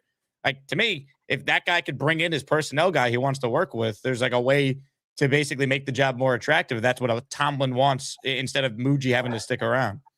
Yeah, I mean, it could be. It really depends on the personality of the coach or the big fish in this particular case. What his thought process is. I mean, I just have to look at the other team that plays in that stadium, and John Harbaugh has a lot of gravitas, and he was perfectly fine working with Joe Schoen. So he, quote unquote, inherited Joe Schoen. I think typically, Jake, it doesn't work when you're looking for a GM who has to inherit a coach, because that to me is a little bit backwards. It's not really unorthodox for the GM to be in place. If you're a head coach who has a lot of gravitas, however, as you said, maybe they do want to bring in their own personnel guy. And if that's the case, I would be surprised. I mean, maybe Mike Tomlin, but Mike Tomlin, honestly, the guy that Mike Tomlin was always going to hire if he went somewhere else is Omar Khan, and he's already got a job as a general manager. So I'm not sure if Tomlin has anyone that fits that parameter. I don't frankly think that Sean McDermott rises to the level where he can command all of that power. Maybe I'm wrong, and maybe he does. But those guys are few and far between. This ownership group, like Gase, have all this power. They gave Aaron Glenn all this power, and he's not qualified. So they do dumb things. Yeah, the Gase thing is also a weird time, because Woody wasn't. I mean, he was kept abreast, obviously, of what was going on, but he wasn't involved in day-to-day operations. It was more a Christopher Johnson decision that Woody signed off on, more than anything else. Aaron Glenn, I'm not sure Aaron Glenn has that much more power than a typical head coach would have. Well, I bring that up only because at his introductory press conference, Woody Johnson referred to Muji as Glenn's sidekick. And we've been told any big decision, Aaron Glenn is going to have the final sign-off on it. Yeah, this is what I'll say about Woody. Again, Woody is not the best public speaker. Woody says, as you know, a lot of odd, quirky things. Thinking is overrated. Does he? I was unaware. There you go. That's perfect, right? Thinking is overrated. Yeah, Woody is an interesting guy. He's just a very, very interesting guy. I talked about Santonio Holmes being unlike anyone I've ever met. I think Woody probably falls into that category as well. Probably not the best choice of words when describing Darren Muji. But again, barring something odd over the rest of this year, if they did move on from Glenn, they would not move on from Muji. Every indication that I've gotten is that that's not going to be the case. Interesting. All right, I want to end with this. I heard you tell this story to our guy Joe Beningo on his pod. Can you share the Mike Tanenbaum story when Mike called you and he was flabbergasted that you got a scoop that Rex had gotten on a plane to go try and meet with Darrelle Revis to convince him to take the contract that was on the table from the Jets? I thought it was a great story. I want my audience to hear it. Yeah, so if you guys remember Hard Knocks, one of the huge storylines during that Hard Knocks was the Darrelle Revis holdout. They went to that diner. Roscoe Diner. It was Mike Tannenbaum. The previously mentioned Ari Nissim was there, and Darrelle Revis' two agents were there as well. Protracted holdout. Darrelle Revis' agents were very shrewd people who made Darrelle a lot of money throughout the course of his career, but it got to a point where the Jets felt like they had really given Darrelle an offer that he practically couldn't refuse. And Darrelle's working out, living in Florida. He had a place in Florida, and Rex missed a press conference. I think it was a phone call or whatever it was. It was a scheduled press conference. He missed it, and so the Jets just said, "Hey, look, he's not going to be available." Most people don't think anything of it. I had some intel that Rex missed it for a particular reason. I did a little research, a little digging, and I found out that Rex was actually not doing the press conference because he was on a plane flying down to Florida to convince, give the Rex touch and convince him to sign this deal, which nobody knew about. So, I called Mike T. I said, "Hey, look, Mike, I know Rex is on a plane, to try to get Darrelle to sign this deal. Can you confirm it?" And he's like, "Well, how'd you find that out?" And I said, "Mike, obviously I can't tell you how I found it out. So I just need your confirmation. That's all." He's like, "Well, I can't confirm it." And I'm like, "You can or you can't?" And he's like, "I can't." I said, "Are you denying it?" And he's like, "I'm not denying it, Manish." He's like, "You are a great reporter," or something to that degree, something to that extent. Like, "You're a great reporter, and I'm not denying it." Which, if you know Mike Tannenbaum speak, that's a confirmation. Right. He wanted to lie to you, but he also wasn't going to tell you. Exactly. That's exactly right. Exactly. So I reported it. We wrote it, put it up on the web, and I think the headline was "Rex to the rescue" or something like that. And then about midnight that night, sure enough, the Jets announced that, or close to midnight, the Jets announced that they got a deal. And so, days go by, and I see Mike Tannenbaum in person, at practice, and he comes up to me and he's like, "I'm not going to tell anybody, but like, what? How the fuck?" I'm sorry to curse, but Mike cursed. So he's like, "How the F did you find that out? Like, nobody knew that. Like, we didn't tell anyone. Like, literally, Rex and I were the only people that knew it, and we didn't even tell the assistant coaches. We didn't obviously tell anybody in the front office. Nobody knew it. How did you know?" I said, "Well, I'm not. Obviously, like, I appreciate you coming up to me and asking me, but I'm not going to tell you." And he's like, "Okay, like that." He's like, "That is really impressive. Like, nobody covering the team had any inkling of it, and it was such an odd thing for anyone to even consider or know." And needless to say, the people that told me, I thanked them profusely afterwards. But yeah, so Mike, like covered Mike Tannenbaum. You say what you want about Mike Tannenbaum. I always thought that he was really good to reporters, at least to me, because he was so good at getting back to you, even if he was really short. I work with him every Sunday. We disagree vehemently on Aaron Glenn. We've gotten into shouting matches on radio, but he's a great guy. Like I like Mike as a human being. Yeah, I like Mike because he was he understood we had a job to do. He also understood his job as a general manager wasn't to leak information that every day to a reporter, and that's not what he did. But even if he gave you a 1 or 2 sentence email, because we were emailing at the time. Even if he would only email you 1 or 2 sentences, he didn't mean to be rude, but he thought it would be more rude if he didn't respond. So if it was if he was like running to a meeting, he would just quickly respond to you, just so you could get to acknowledge that, hey, look, I understand. I see your request. I see what you're asking me. This is what I can tell you. He was not, frankly, wasn't a big source at all, but for confirmation for certain things, I think he would be as helpful as he could be. And I think he realizes now as a member of the media just valuable he is. I do want to share one last thing, Jake, about Mike, because I'm not sure I ever said this to anyone, but Mike Tannenbaum, and you wouldn't know it if you look at him now, unbelievable basketball player, just an unbelievable basketball player. Really? He will tell you when you talk to him next time, ask him about the UMass 3-on-3 basketball tournament. I believe that he won. He certainly won 1 year. I believe he won back-to-back years. The entire college had a 3-on-3 basketball tournament. Any student could play. He absolutely won 1 year. He may have won back-to-back years. And I say that because when we were playing pickup basketball at one training camp at Cortland, alluding back to the story about Aaron Glenn, there was one play, and I hope that you get a chance to tell him, talk to him about this. I hope you talk to him about it on the air, frankly, because he deserves to get some ribbing about this. We're playing a game. He makes a really admittedly great bounce pass to a teammate, a scout, I think, or some personnel guy who makes a layup. And in the middle of the pass, he compliments himself. Because usually if you ever play a basketball game and someone makes a great pass, you hear like a teammate in the background say, oh, great pass. Mike made a bounce pass to a teammate, and in the middle of his own pass, he said, great pass.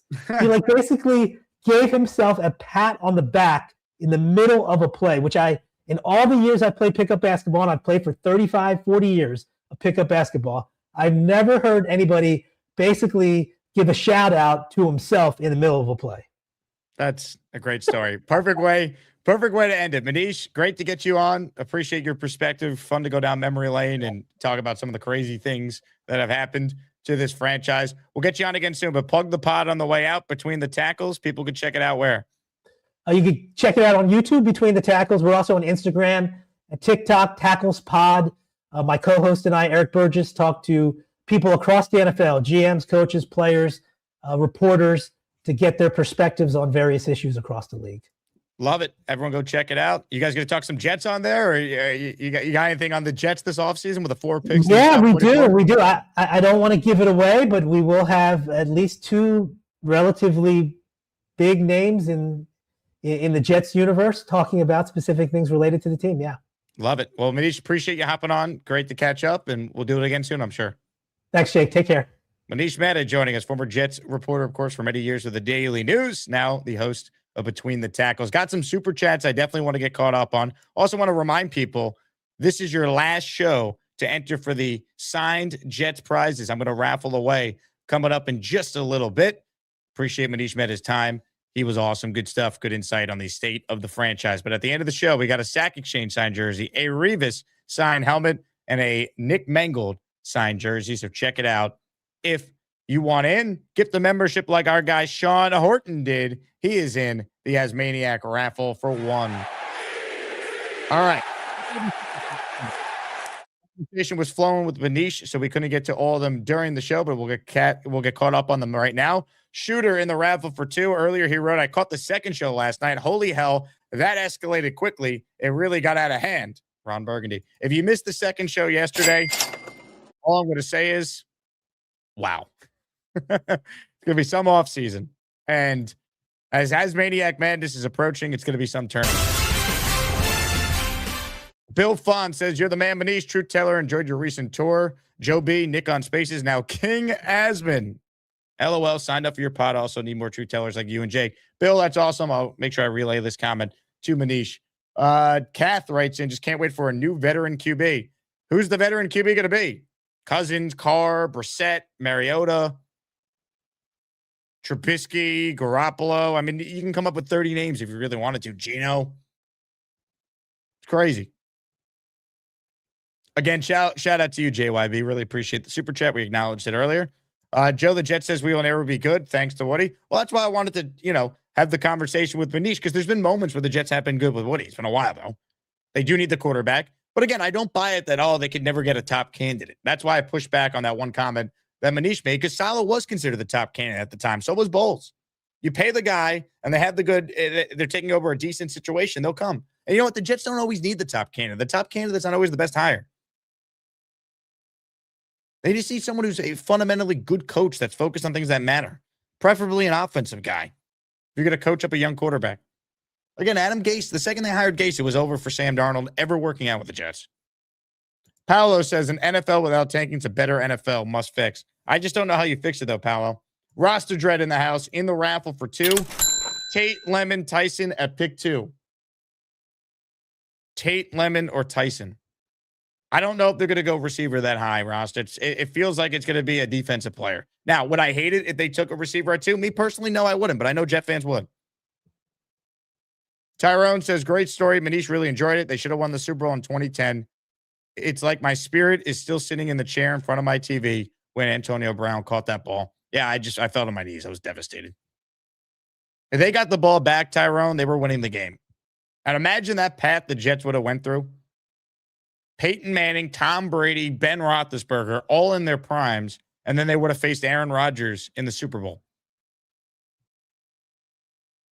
The positive is there are people in some country in Africa that think the Jets won the AFC Championship game in 2010. They got the T-shirts. Papa Jet in the raffle for 5. Let's go, Papa. Let's go, Jets. Let's go, Jets. Let's go, Jets. Let's go, Jets. Appreciate you, Papa Jet. I should remind people that it's a double whammy today. When you join the raffle, you're in our QB raffle for next week. I got 4 prizes for next week. We're going balls to the wall if the combine approaches. Chad Pennington signed helmet. Testaverde signed jersey. Kenny O signed jersey. Joe Namath signed jersey. You sensing a theme, Jet fans? Jet quarterback theme raffle. J-Boy in the house. J-Boy entering the raffle for 1. All right, I posted the call-in link. If you want in, now's the time. Sound off on anything from the Manish interview. Sound off on anything Jet-related you want to hit on. We got certainly a ton of topics to talk about from now until we get to Indy, when things are going to start to happen. By the way, how about the fact that Manish told the story about Gase calling him to try and get Manish to write a story to shut down the idea of the Jets signing Le'Veon Bell? That just the height of dysfunction that the Jets hired a coach who needed to try and use the media to get a narrative because the GM wanted to sign a player he wasn't on board with. And you wonder how Adam Gase is able to win a power struggle with Mike McCagnon after they spent the money and went through the draft.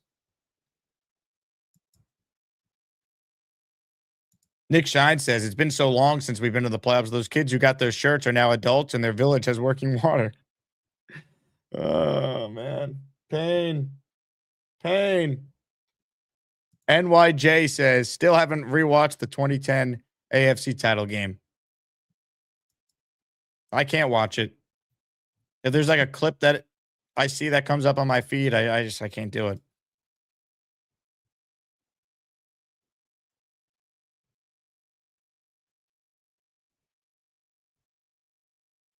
Man. Mr. Bruno says, Manish had a bad rap, but during this interview, my opinion changed. Really good interview. Probably one of your best, Jake. Well, I appreciate that. Look, we bring on people with different opinions on this show. It's one of the things I pride myself on. We have people on every day that have a different perspective on the Jets. I bring on some of the biggest Aaron Glenn truthers, for example, So we always are all about different opinions on this show. And look, I asked Manish point blank about what happened with him and Joe Douglas that led to him not being on the beat anymore. And, I can't force him to answer the question a certain way fans want him to. You give him the platform, and that's all you can do. But I appreciate Manish's time, that's for sure. Common Country in the house. He gifted a membership to himself. You want to just enter yourself in the raffle? It's real easy. You just hit the join button and sign up. It's Jets, Jets. I love Fireman Ed too. Yeah, baby. Let's see. What else we got here? Leon says, from the moment Bart Scott said, can't wait, we are still waiting. We've been waiting since. We didn't know it at the time, but we have been waiting since Bart Scott said, can't wait.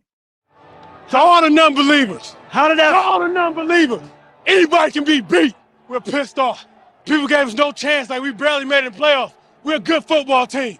For all you non-believers, disrespect us, talk crap about the defense like we ain't the third best defense in the league. All we hear is about their defense. They can't stop a nosebleed.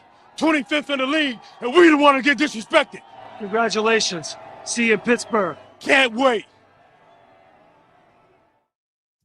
We're still waiting. We are still waiting, man. Unreal. Comments, questions, super chats, cut the line. Last chance to get in on the conversation. For those of you who missed it, we had a Rumble for the Ages on the show the other day. A Rumble that featured Charles Gorman and Gary.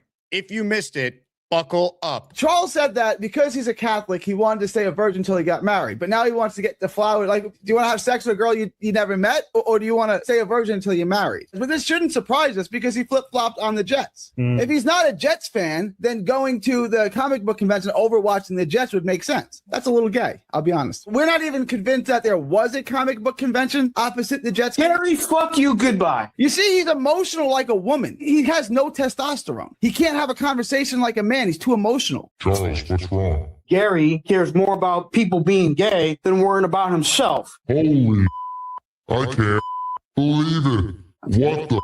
Ladies and gentlemen, speaking of God, goddamn, get ready. He's basically a woman with a Y chromosome. There's nothing masculine about him. This is a major problem. And if I was a Colts fan, why do you care? This is how a man behaves? This is how an irate... Don't tell me how to be a man, Gary. All you do is rant and rave like an angry 14-year-old. Look at you. This is how a man acts? You ought to be embarrassed. You don't tell me how to be a man, Gary. There's nothing masculine about you. You're completely feminine. You use no logic or reason in anything you say, and you just lash out emotionally like a woman. You're basically a woman with a Y chromosome. That's a problem. You ain't telling me. You basically insulted my parents. I call it as I see it. If you think that's an insult. Well, at least I'm not a piece of shit like you, Gary, who disrespects women. Goodbye. Have a good one, Chuck. See, he can't have a conversation. He can't do it. It's like having a conversation with a woman. He can just run away. Time out. Have a chicken cutlet once in a while. I eat vegetables. I know. You don't have this power physique like I do. Wow. Let's have a civil conversation. Define civil, you piece of garbage.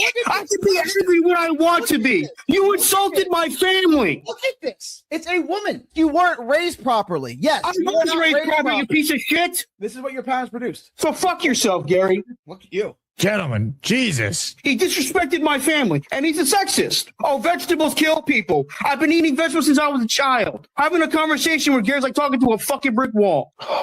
Charles, stop cursing. This is God.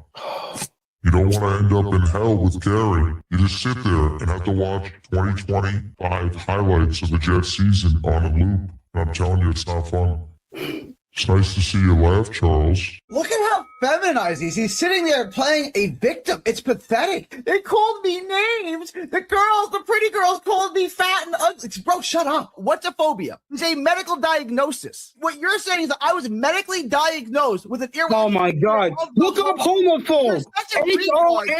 HOMOPHOBE. Oh, you retard? It's because you're retarded. That's why. That's why. So you're saying I'm retarded? Yeah, because you don't listen. If you'd shut the hell up and learn something. Because you're a piece of shit, Gary. I bet you wouldn't respect your wife. Oh, no. no. Charles cursed at me. Whatever shall I do? Look at you. Really? Is that how you're going to act? You think your ancestors are proud of you? You think your ancestors... Yes, I think I am. I'm standing up for myself. You think you're smarter than everybody? Why don't you run for fucking president of the United States? Because I don't want to. Bitch, you're a scumbag. You get no vote from women. Do you respect your daughter? Do you respect your wife? Do you want an answer to your question, or do you want to sit there and yell like a child? This is a man, 30-something years old. Prime of his life. You don't know my family, and I hope you don't. And if they do, I hope they blow your fucking brains out with an elephant gun. Yeah, I can see the fruit of their tree. You're the fruit. You're what they produced. You go, I eat vegetables. I'm sure you do. Look at you. And what? Look at you. Look at me. Look at me. Look at me. Look at you, part. That's a lot of brain damage. You sure about that? Yes, I'm sure. Okay. All right. You have no respect for gay people. You force your beliefs down their throats. Right about that. That part's true. That's why you're a homophobe. That's not a diagnosed irrational fear. First of all, I don't hate anybody. That's not respect. Look at it. You say, look at me. Look at me. Look at you, motherfucker. You think you're hot shit. Oh, you think I'm hot shit. You said Joe Douglas should have been hired before he fired would have been hired. What? Okay. You're laughing at me, you piece of shit. Yeah, I am laughing at you. You think my mother's a left-wing feminist? I never said left-wing. You said don't listen to women. Don't listen to women. That's right. If you're a grown man, don't listen to women. Then you're a sexist. I define sexist, maybe. I probably define sexist. Do you think you should open a door for a woman? Yes. It's part of being a gentleman, asshole. That's a prejudice towards women. So you're, by that definition, also sexist. What a time to be alive, folks. That's a rumble. You never know what's going to happen on the show. We could have an hour and a half serious conversation about all things Jets with Manish Mehta. And we could have Charles Gorman and Gary yell incoherent thoughts to one another. Or we could go to Beast on the line and this could happen. Beast? Beast? Oh. Wake up.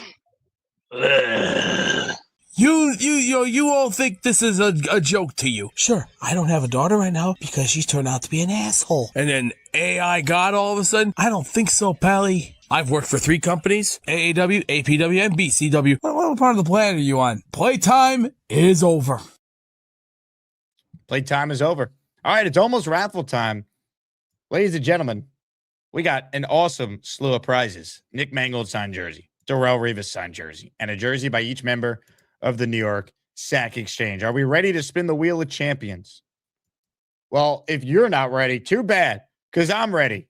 And the raffle starts right now. It's time to announce the winners of the weekly Asmaniac raffle. Let's spin the Jake Asman Show Wheel of Champions and find out which Asmaniac is winning an epic prize. Oh, yeah, it is time. All right, here's how this works. If you win, you have to email me. My email is in every video description. It's on my main YouTube feed. It's asmanjake@gmail.com. asmanjake@gmail.com. If you win, I need your name and your address so we know where to send each prize. Prize number 1 is a jersey that is signed by each member of the New York Sack Exchange. That's right. Klecko, Gastineau, Salam, and Lyons. The winner is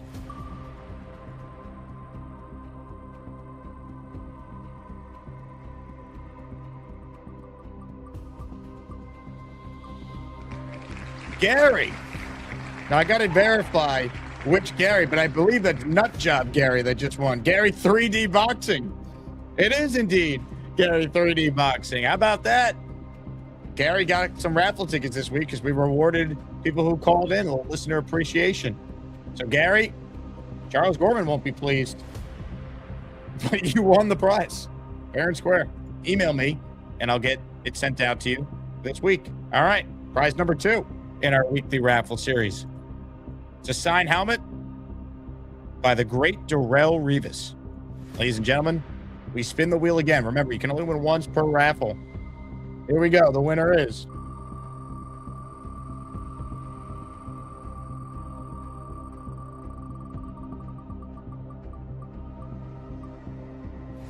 how about this? Derek, the Jet fan. That's Derek, the Jet fan who regularly calls the show from Kansas. Derek, congratulations. Well deserved. You are our second place winner.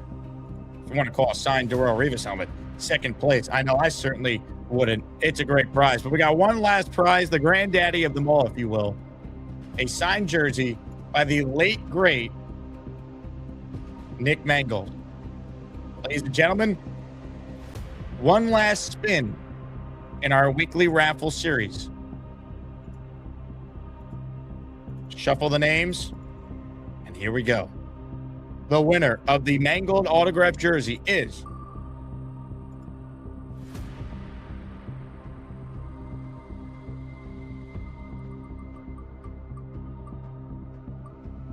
Lawrence Toppin. Congratulations, Lawrence. You've been a long-time viewer of the show, which I appreciate. So Lawrence, the winner, in addition to Derek and Gary, our other two winners. Let's go. Hit it, Fireman Ed. Yeah. And here we go. Let's go. Let's go. Congrats to our winners. Awesome show. I appreciate all of you for being a part of it. As Maniac Madness is coming, the committee's meeting on Sunday. Brackets will be discussed. Never forget last year's tournament selection show when popular caller JQuest found out he had made the tournament. I'll play out the show with this. Like the video, subscribe if you haven't. You guys are the best. Go Jets always, and we will be back this afternoon. Antoine Staley, who covers the Jets for the Daily News, will be my guest. Talk to you then. Go Jets. Guys, I'm really nervous. I don't know what's going to happen if I don't get in. We might lose the house. Again. I know. It's going to be the third time, but let's just see. It's about to come on. Let's see what happens. Look at the screen. Look, it's about to come on. 3, 2. Yeah! Let's go! Let's go! Let's go! We're in! We're in! Let's go! We're in, baby! We're in!